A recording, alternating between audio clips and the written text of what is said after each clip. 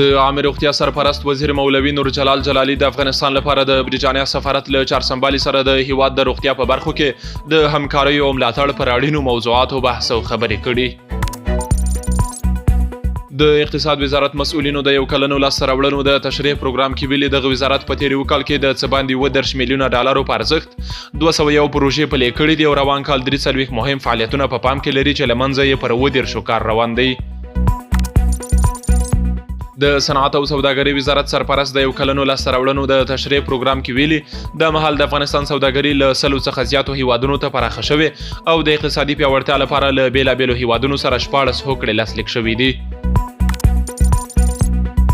د هرات ولایت مقام رسنیز دفتر خبر ورکړی چې دغه ولایت والی مولانا نور احمد اسلام جار د سرپرست حکومت د مشرتابه په ځانګړې لارښوونه د یو پلاوي په مشرۍ ایران ته په سفر تللی چې موخه یې د افغان کډوالو د وضعیت ارزونه او د اقتصادي همکاریو پراختیا ده. د پنجشیر د کانونو او پېټرولیم ریاست مسؤلین وایي د یاد ولایت په پیریان ولسوالۍ کې د زمرودو 15 کانونه د عملي استخراج پړاو ته داخل شول. حماس غورځنګ له ټول اسلامي امت او نړۍ له خلکو غوښتنه کړې چې راتلونکي یک شنبه د جولای 20 د نړیوال خوځښت په ترڅ کې پراخ لاریونونه وکړي او په یو غږ د غزې د ولس ملاتړ اعلان کړي.